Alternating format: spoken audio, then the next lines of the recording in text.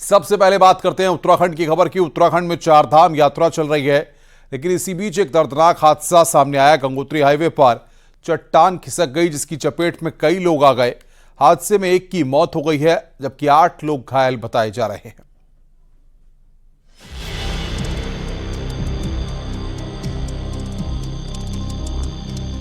Gangotri highway पर चट्टान खिसकने से बड़ा हादसा हो गया। डबरानी के पास अचानक पहाड़ हिला, जिसके बाद तो कोहराम मच गया। चट्टान का मलबा सड़क पर गिरने लगा।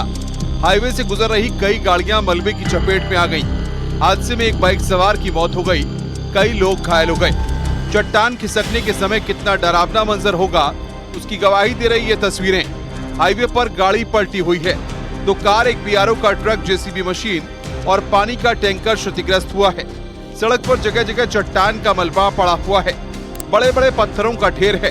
कहा जा रहा है कि पहाड़ी में आग की वजह से मलबा नीचे गिरा। एक ऊपर से मलबा गिरा था, जिसमें कुछ बोल्डर भी गिरे हैं। उसमें कोई एक बाइक सवार की कैजुअलिटी होनी बताई गई है और 2-3 लोग घायल हैं। वहाँ पर बीआरओ का काम भी चल रहा है नीचे, जिसमें उनके लेबर द्वारा भी काम किया जाता है। सूचना मिलने पर पुलिस, एसडीआरएफ, एनडीआरएफ की टीमें तुरंत मौके पर पहुंची और रेस्क्यू किया गया। घायलों को हर्षिल के अस्पताल में भर्ती कराया गया है। पहाड़ी से पत्थर गिरने का खतरा लगातार बना हुआ है। गंगोत्री और हर्षिल के बीच करीब 500 गाड़ियां रुकवाई गईं। रास्ते से बोल्डरों को हटाने का काम शुरू हुआ। उत्तरकाशी से न्यूज 18 के लिए बलवीर परमार की रिपोर्ट।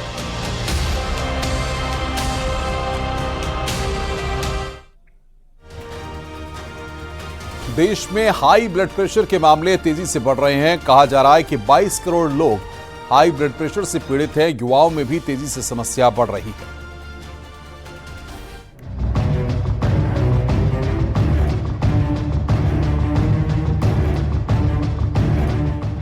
आजकल की भागदौड़ भरी जिंदगी में सेहत पीछे छूटती जा रही है, जिसका स्वास्थ्य पर बुरा असर पड़ रहा है, क्योंकि देश में बीपी, डायबिटीज की बीमारी बढ़ रही है।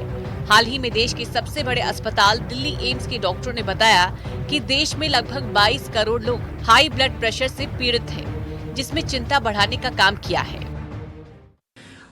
जब हमने ये प्रेडिक्शंस करी थी तो 2020 के अंदर एक स्टडी हुई थी जिसने ये प्रेडिक्ट किया था कि अराउंड 50 मिलियन लोग जो है 2024 तक जिनको ब्लड प्रेशर हो जाएगा इंडिया के अंदर। मगर हमने ये आंकड़ा भी पार कर दिया है, हम इससे भी आगे बढ़ चुके हैं और कई करोड़ों में लोग जो हैं वो आजकल ब्लड प्रेशर का जो है वो शिकार बन रहे हैं।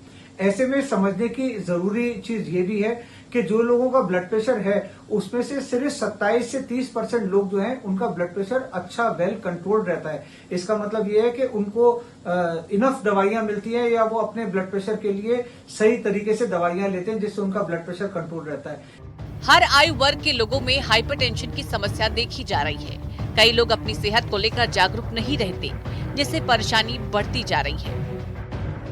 दवा अगर हम नहीं करेंगे तो ब्लड प्रेशर हाई होने की वजह से दिमाग में की नस फट के ब्लीडिंग और ब्रेन स्ट्रोक, जिससे अकस्मात मृत्यु हो सकती है, या पैरालिसिस या अधरंग हो सकता है। डॉक्टरों का मानना है कि लोगों की लाइफस्टाइल बदल गई है। हाइपरटेंशन की समस्या 18 साल से कम उम्र के बच्चों में भी देखने को मिल रही है।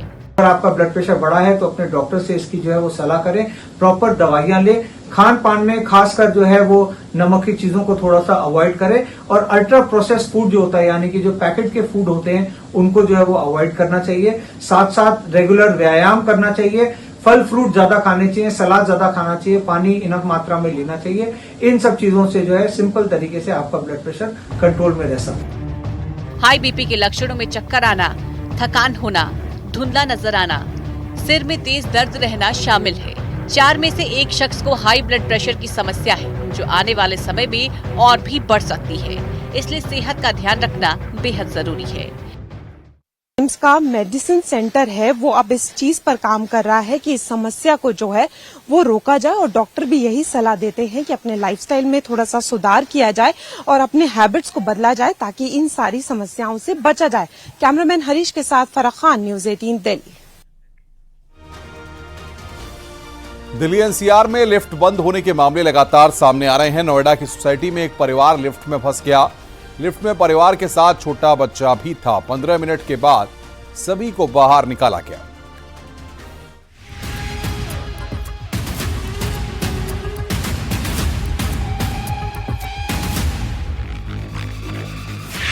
नोएडा और ग्रेटर नोएडा में हाई राइज बिल्डिंग ही दिखाई पड़ती है।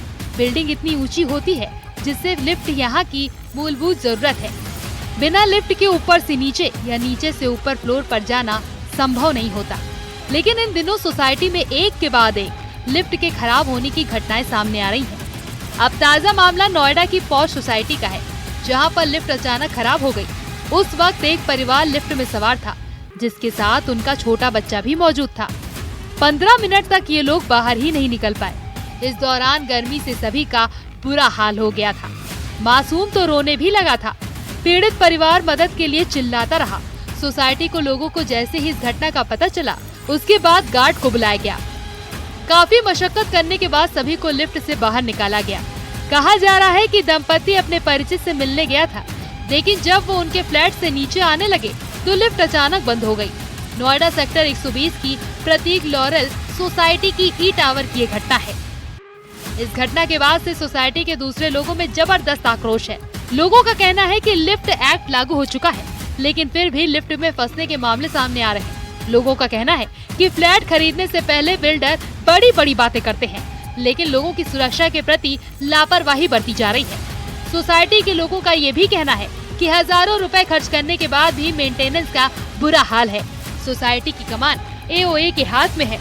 वहीं जनरेटर में डीजल नहीं होने से घंटों बिजली भी गायब रही। किसी तरह डीजल मंगवाने के बाद जनरेटर दोबारा शुरू किया जा सका। ये घटना इस परिवार के लिए बेहद डरावनी और तनावपूर्ण रही। Bureau report, news 18।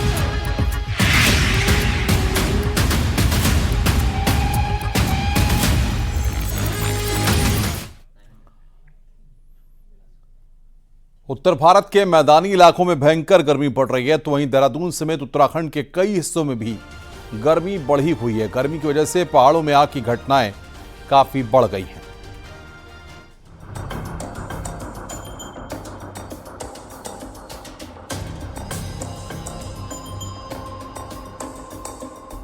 देहरादून समेत पूरे उत्तराखंड में भीषण गर्मी पड़ रही है। देहरादून में तापमान 42.8 डिग्री सेल्सियस रहा। मौसम विज्ञान केंद्र का अनुमान है कि आज भी मैदानी जिलों में राहत की कोई उम्मीद नहीं है। वहीं प्रचंड गर्मी में लोगों को भी एहतियात बरतने की सलाह दी गई है। डॉक्टर्स का कहना है कि जरूरी ना हो तो दोपहर में बाहर निकलने से बचें। गर्मी के कारण पहाड़ों में आग लगने की घटनाएं बढ़ती जा रही हैं। और हम देख रहे हैं कि पिछले 2 दिन से जो है हीट वेव से लेकर सीवियर हीट वेव कंडीशन जो है मैदानी क्षेत्रों में खासकर वो बनी हुई थी, और हिल्स में भी कुछ जगहों तक में जो है हीट वेव या सीवियर हीट वेव कंडीशन वो बनी हुई थी। तो इसकी वजह से कहीं ना कहीं बिल्कुल दिक्कत है, जो भी आप देखें 2 से 3 दिन में। और आज भी स्थिति इसी तरह की रहने वाली कि जो सीवियर हीट वेव कंडीशन है या हीट वेव कंडीशन है वो मैदानी क्षेत्रों में रहने वाली है। उत्तराखंड में एक बार फिर से जंगलों की आग विकराल होने लगी है। पिछले 24 घंटे में आग की 11 घटनाएं सामने आई हैं। वहीं फायर सीजन में अब तक 1600 हेक्टेयर एरिया आग से प्रभावित हुआ है और वन संपदा को भारी नुकसान हुआ है। उत्तरकाशी में धरासू रेंज में गांव के पास के जंगल रात भर धधकते रहे, जिसकी वजह से रात भर गांव के लोग दहशत में रहे। वहीं आग से लाखों की वन संपदा भी जलकर खाक हो गई। वहीं वन विभाग के कर्मियों ने आग पर बमुश्किल से काबू पाया। कुमाऊं में भी जंगल की आग फिर से बढ़ने लगी है। अल्मोड़ा में फायर सीजन में 350 जंगलों में आग लगी, जिसमें 545 हेक्टेयर जंगल आग से प्रभावित हुए। वहीं जंगल की आग से वन संपदा को भारी नुकसान हुआ है। इसके साथ ही फायर सीजन में आग से 5 लोगों की मौत भी हुई है। अभी तक हमारा सर्कल में इस साल 350 इंसिडेंसेस रिकॉर्डेड है, और जो जियो के अनुसार जो अनुमानित डैमेजेस है वो 13 लाख, अबव 13 लाख का डैमेजेस रिपोर्टेड है अभी। एंड टोटल अराउंड 545 हेक्टेयर्स का फायर से अफेक्टेड है हमारा रिजर्व फॉरेस्ट और सिविल वन पंचायत फॉरेस्ट में। यानी मैदान से लेकर पहाड़ तक गर्मी का कहर जारी है और आने वाले कुछ दिनों तक पारा अभी और चढ़ सकता है। Bureau report, news 18।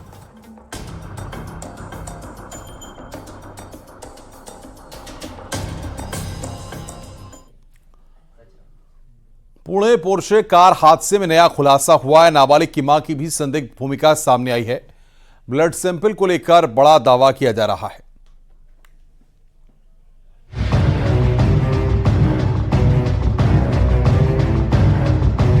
पुणे में तेज रफ्तार कार दौड़ाकर 2 इंजीनियर को मौत के घाट उतारने वाले नाबालिग के परिवार के सदस्य एक-एक कर पुलिस के हत्थे चढ़ते जा रहे हैं। और अब नाबालिग की मां शिवानी अग्रवाल पर गिरफ्तारी की तलवार लटक रही है। ऐसा इसीलिए क्योंकि इस केस में बेहद ही चौंका देने वाली जानकारी सामने आई। सूत्रों का कहना है कि ब्लड सैंपल बदलने के मामले में गिरफ्तार डॉक्टर अजय तावरे और डॉक्टर हरनोल ने पूछताछ में ये बताया कि 19 मई यानी कि हादसे वाले दिन पुणे के ससून अस्पताल में सिर्फ नाबालिग का ही ब्लड सैंपल नहीं लिया गया था। इसके अलावा खून देने वाले 3 लोग और थे, जिनमें एक थी उसकी मां शिवानी अग्रवाल। बताया गया कि शिवानी अग्रवाल ने अपने नाबालिग बेटे को बचाने के लिए उसके ब्लड सैंपल की जगह अपना ब्लड सैंपल दिया था, ताकि रिपोर्ट में बात सामने न आए कि हादसे वाली रात नाबालिग ने शराब पी रखी थी। आरोप है कि ऐसा करवाने के लिए शिवानी अग्रवाल ने डॉक्टर्स को धमकाया था और उन पर दबाव बनाया था। ये बात सामने आते ही पुणे क्राइम ब्रांच शिवानी अग्रवाल से पूछताछ की तैयारी कर रही थी कि वो फरार ही हो गई। पुलिस को शक है कि नाबालिग के ब्लड सैंपल की जगह जो रिपोर्ट तैयार की गई वो शिवानी अग्रवाल के ब्लड सैंपल की हो सकती है। न्यूज 18 इंडिया को एक्सक्लूसिव रिपोर्ट भी मिली है, जो कि इस मामले की जांच के लिए बनाई गई कमेटी ने महाराष्ट्र सरकार को सौंपी है। इस रिपोर्ट में ये माना गया है कि ब्लड सैंपल बदलने के मकसद से शिवानी अग्रवाल के अलावा 2 और लोगों के ब्लड सैंपल लिए गए थे। पुणे पुलिस के मुताबिक नाबालिग के अलावा 3 और लोगों के ब्लड सैंपल इसीलिए लिए गए ताकि नाबालिग के साथ साथ उसके उन 2 दोस्तों को भी बचाया जा सके जो हादसे के वक्त उसकी कार में उसके साथ ही मौजूद थे। पुलिस का कहना है कि ब्लड सैंपल बदलने का ये पूरा master plan doctor Ajay Taware ने बनाया था। पुणे क्राइम ब्रांच सूत्रों का कहना यह भी है कि गिरफ्तार डॉक्टर श्रीहरि हरनोल ने सभी के ब्लड सैंपल लिए थे, वो भी उस कमरे में जहां सीसीटीवी कैमरा नहीं लगा था। रुक रहे हैं यहां पर एक ब्रेक के लिए। खबरों का सिलसिला लगातार जारी है।